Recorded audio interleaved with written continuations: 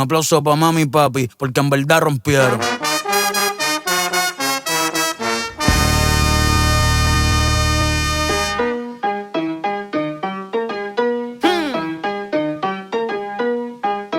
Diablo.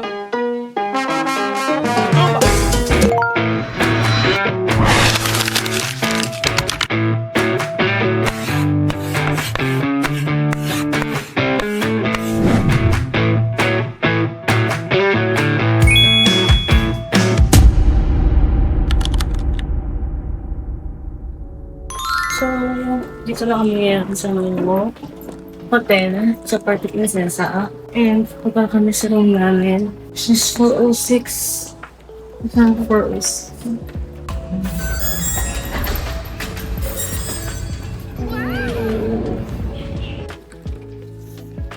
Maganda.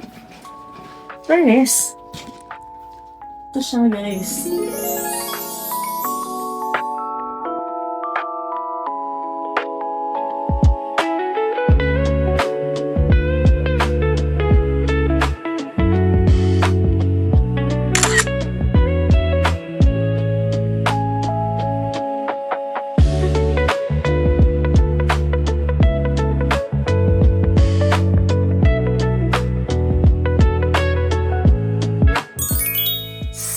We're here now dito sa Novo Hotel.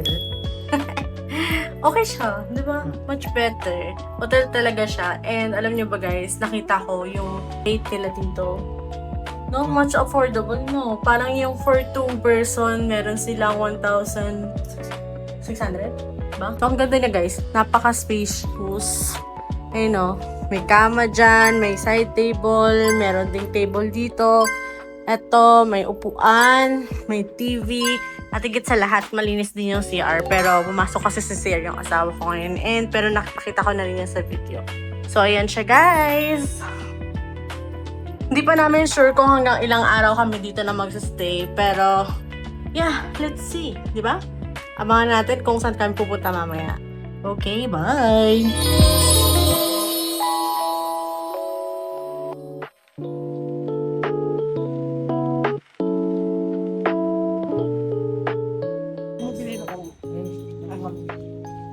Tingnan mo pa, extra ma'am, masaya na akong kita lang.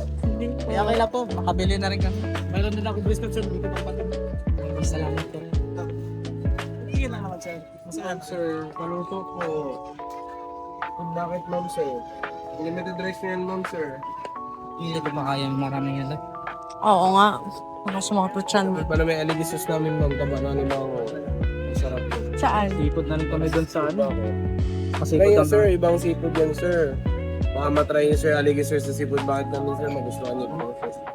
Malinam yan sir, na premium Tingin-tingin lang. na kami. tingin mo na ako. Ayan, Ano ba yung kayo na naka. ingat ka sa ganun? Baka yung ano yung focus Ha? yung inaano? Hindi kayo maingat tawag doon. Parang ni-hypnotize. Oo, ikan man. Hindi, din sabi pag makatingin-tingin na, tingnan mo lang naman. Okay, hypnotize ka na. Nangyayawala ako sa ganun minsan. Ba't mo ko binubunggo? Iniiwasan ko lang yung pora niya.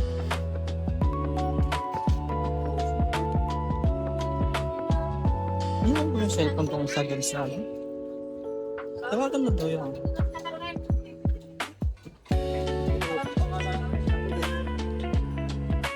Ano ba tayo? Seafood tayo ulit.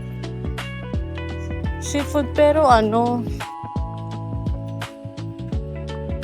Kaya natin naman. Ay, mag-withdraw pa nga tayo. Pero try natin kung may credit card.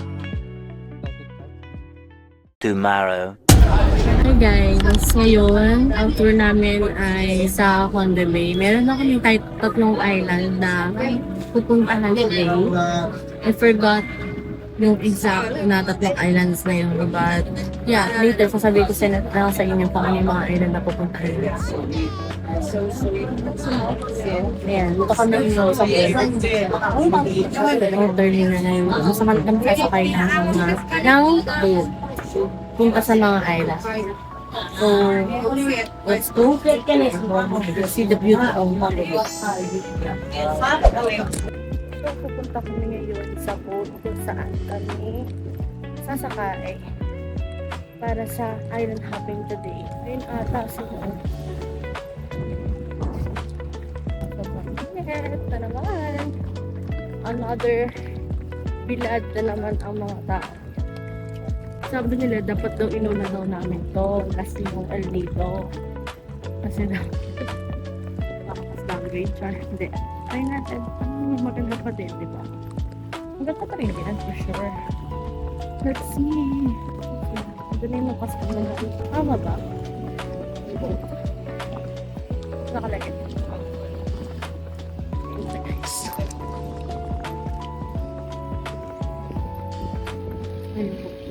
So, balitan ko kay mamaya guys pag nakapunta na kami sa first destination namin.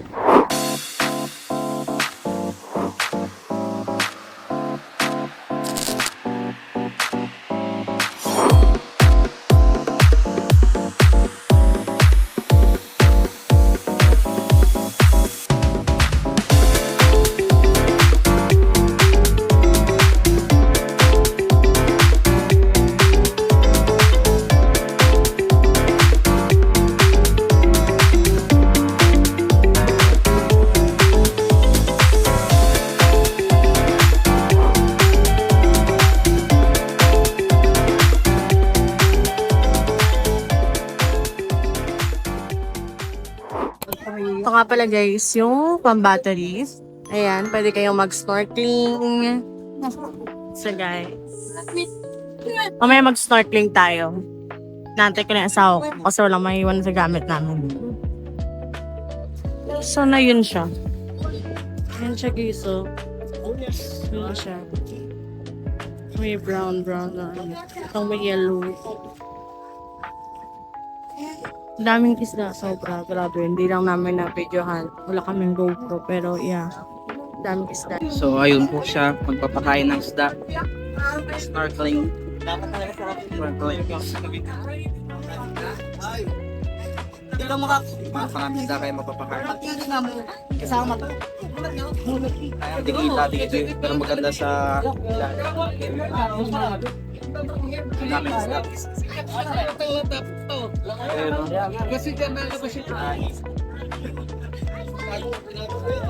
No, mga isda.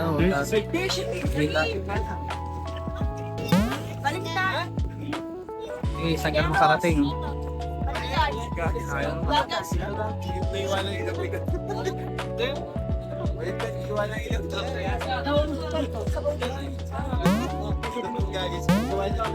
Kasi babaw, dapat sa ilalim. Ayan. Hello, how are you? I am under the water. Please help me. Here too much raining. May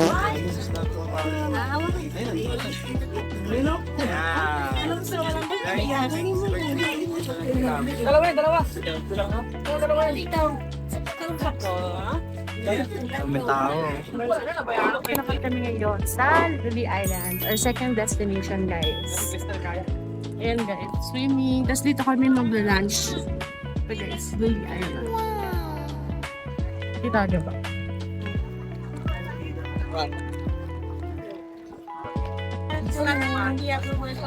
So, napapalipat kami ng doon, hanap kami ng pwesto. Maybe, doon ba sa area na yun? Papalipad. Dito tayo.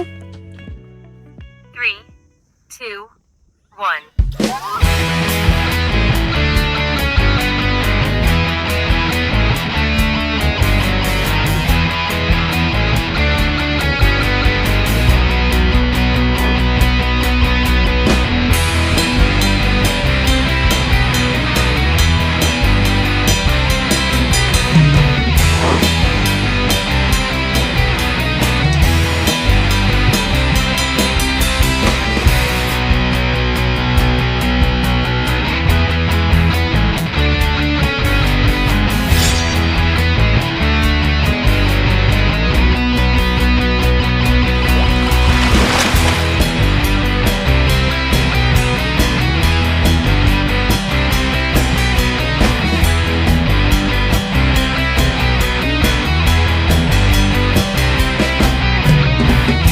Nagpapalipad muna siya ng drone. Actually, nakapagpalipad na kami kanina doon. That's what I'm saying. Now, dito ulit. Para ma-videohan naman yung buong island. Ito dito. Luli Island. So, nagpa-prepare na si Ma'am dyan ng lunch namin. Yummy! Nagsaral mo pa kayo kay Ito? Mag-aaral pa lang siya. Professional na to eh. Ano siya? HR. HRM.